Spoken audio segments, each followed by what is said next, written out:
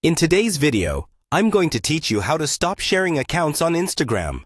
If you've ever found yourself wanting a bit more privacy or control over your Instagram content, you're in the right place. The process is simple and should only take about 5 minutes, so let's dive right in. First, you'll want to start by logging in to your Instagram account. Head over to the Instagram website or open the app on your smartphone. Make sure you're entering your correct username and password to access your account without any issues. Once you're logged in, you'll be directed to your main feed where you can see posts from those you follow. Now that you're logged in, look for the menu represented by 3 horizontal lines or dots, typically located at the top right corner of your screen.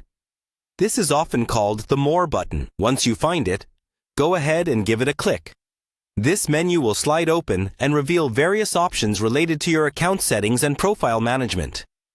After opening the menu, the next step is to click on Settings.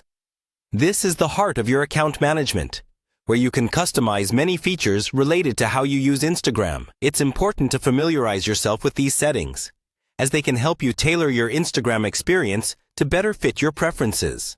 Within the settings, scroll and look for an option titled Sharing and Reuse.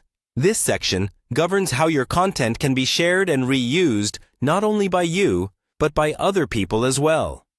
Click on it to access more specific sharing options. Once you've reached the Sharing and Reuse section, it's time to make a crucial change. You'll find a toggle switch next to the option that says, Allow people to share your content to their stories. If this option is turned on, and you'd prefer more control over where your content is seen, you'll want to switch this setting off. Simply tap the toggle, and it will change from being active to inactive. And there you have it. By following these steps, you've successfully stopped others from sharing your posts directly to their stories on Instagram, helping to maintain a level of privacy and control over your social media presence. Remember, you can always revisit these settings if you decide to change your preferences in the future. Thank you for watching, and don't forget to like and subscribe for more helpful tutorials.